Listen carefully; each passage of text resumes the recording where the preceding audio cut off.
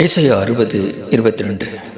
சின்னவன் ஆயிரமும் சிறியவன் பலத்த ஜாதியும் ஆவான். கர்த்தராகிய நான் ஏற்ற காலத்திலே இதை தீவிரமாய் நடப்பிப்பேன்.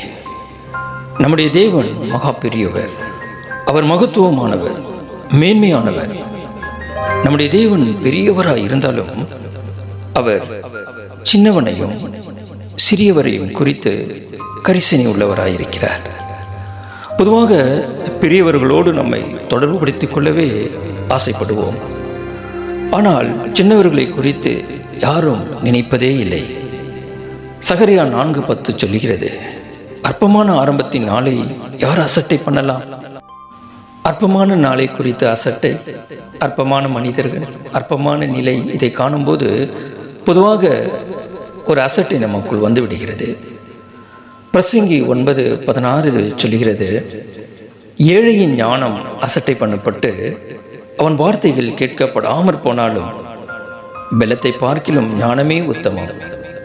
பொதுவாக ஏழையின், சின்னவர்களின் ஞானம் அசட்டை பண்ணப்படுகிறது. அவனின் வார்த்தைகளை யாரும் கேட்பதாகவே இல்லை. பெரிய மனிதர்களோடு நம்மை தொடர்புபடுத்திக் கொள்வதும் பெரிய காரியங்களையே பேசுவதும் நமக்கு வாடிக்கையாக போய்விட்டது. சிறியவர்களை நாம் கண்ணோக்கி பார்ப்பதே இல்லை. ஆனாலும் வேதத்தில் நாம் பார்க்கும்போது பெரிய காரியங்களை ஆரம்பிப்பதில் ஆண்டவர் சிறியவைகளில் இருந்து துவக்குகிறார் என்பதை நாம் பார்க்கிறோம். வேதத்தில் ஒரு நல்ல சம்பவம் 2 ராஜாக்கள் 5ஆம் அதிகாரத்தில் இருக்கிறது. அங்கே நாகமான் என்ற படை தளபதி ஒருவர் இருக்கிறார். இவர் சீரியா ராஜாவின் கீழே கனம் பெற்ற தளபதியாயிருக்கிறார்.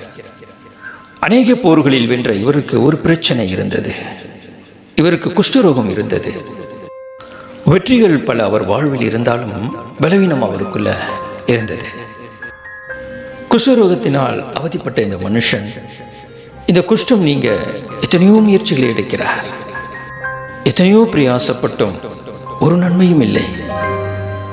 அவர் வீட்டுக்குள்ள ஒரு சின்ன பெண்மணி வேலையாளாய் இருக்கிறாள். அவள் இஸ்ரவேல் தேசத்தால் இங்கு அடிமையாக விற்கப்பட்டிருந்தாள். அவள் ஒரு முறை சொல்கிறாள், நம்முடைய எஜமான் இஸ்ரவேல் தேசத்து தீர்க்கதரிசியை ஒரு முறை போய் சந்தித்தாள். அவரிடம் ஜெபம் பண்ணினாள், அவரின் குஷ்டரோகம் நீங்கி போயிடும் என்று சொல்கிறாள். சுகம் பெற்றால் போதும் என்ற வேட்கையில் இருந்த நாகமான் நிறைய பரிசு பொருட்களை எடுத்துக்கொண்டு தீர்க்கதரிசியை சந்திக்க போகிறார். அப்படி போகும்போது அவர் என்ன நினைக்கிறார்? என்னத்தான் நான் குஷ்டரோகியாய் இருந்தாலும் நான் ஒரு பெரிய படை தளபதி.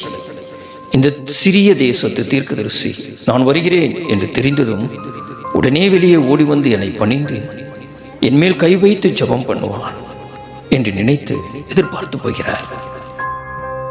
அந்த தீர்க்கதரிசியோ இவரை பார்க்க வெளியே வரவில்லை.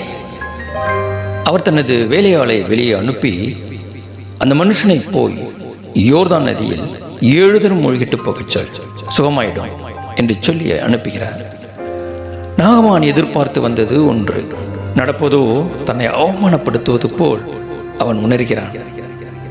நம்ம தேசத்துல சுத்தமான நதிகள் எத்தனையோ இருக்க இந்த அழுக்கான யோர்தான் நதியில் நான் குளிக்கணுமான்னு பொறுமை கொண்டு சுகம் கிடைக்கலனாலும் பரவாயில்ல என்று கிளம்பி போகிறான். 2 ராஜாக்கள் 5:13 பார்க்கிறோம். அவன் ஊழியக்காரர் சமீபத்தில் வந்து அவனை நோக்கி, தகப்பனே, அந்த தீர்க்கதரிசி ஒரு பெரிய காரியத்தை செய்ய உமக்கு சொல்லி இருந்தால் அதை நீ செய்வீரல்லவா? ஸ்நானம் பண்ணும், அப்பொழுது சுத்தமாவீர் என்று அவர் உம்மோடி சொல்லும்போது அதை செய்ய வேண்டியது எத்தனை அதிகமாகும் என்று சொன்னார். நாகமானுக்கு இந்த சமயத்தில் சுய புத்தி இல்லாமற் போனாலும் அவனுக்கு சொற்புத்தி இருந்தது. தன் ஊழியக்காரன் சொல் கேட்டு அவன் தீர்க்கதரிசி சொன்னபடி யோர்தான் நதியில 7 தரம் மூழ்கி எழுந்தபோது வேதம் சொல்கிறது, அவனது மாம்சம் சிறு பிள்ளை மாம்சம் போல புதிதாக மாறினது. அவனுக்குள் இருந்த குஷ்டம் ஒழிந்தது. பெரிய அற்புதம் செய்ய கடவுள் சிறிய காரியத்தை செய்ய சொல்கிறார். கடவுள் தம் மகிமையை சிறிய காரியங்களில் வெளிப்படுத்துகிறார். நம்முடைய தேவன் சிறியவர்கள் மீது கரிசனை உள்ளவராயிருக்கிறார். God is interested in the little ones. கர்த்தர் சிறியவன் மேல் நினைவாயிருக்கிறார். சின்னவன் 1000 சிறியவன் பலத்த ஜாதியும் ஆவான் என்று கர்த்தர் சொல்கிறார். சின்னவர்களை நினைத்து பார்க்க இந்த உலகத்தில் யாருமே இல்லை. ஆனாலும் சங்கீதம் 40:17 சொல்கிறது, நான் சிறுமையும் எளிமையுமானவன், கர்த்தரோ என் மேல் நினைவாயிருக்கிறார். கர்த்தர் எளியவனை சிறியவனை நினைக்கிறார். அவன் வாழ்வை எப்படி உயர்த்துவது என்று கர்த்தர் நினைக்கிறார் என்பது எத்தனை பெரிய காரியம். ஒப்பற்ற தேவன் சிறியவன் மேல் நினைவாயிருக்கிறார்.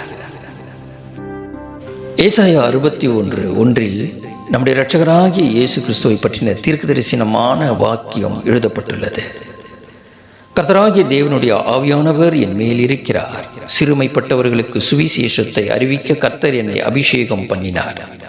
இருதயம் நொறுங்குண்டவர்களுக்கு காயம் கட்டுதலையும், சிறைப்பட்டவர்களுக்கு விடுதலையையும், கட்டுண்டவர்களுக்கு கட்டவிழுதலை கூறவும். இதே வசனத்தை லூக்கா 4ஆம் அதிகாரத்தில் ஆண்டவர் மேற்கோள் காட்டுகிறார். கர்த்தருடைய ஆவியானவர் எப்படி இயேசுவின் மேல் இருந்தார் என்பதை இந்த வார்த்தையின் வழியாக பார்க்கிறோம். இயேசு கிறிஸ்துவின் 3.5 வருட ஊழியம் சிறுமைப்பட்டவர்களுக்கும், நொறுங்குண்டவர்களுக்கும், சிறைப்பட்டவர்களுக்கும் ஆறுதல் அளிக்கும் ஊழியமாகவே இருந்தது.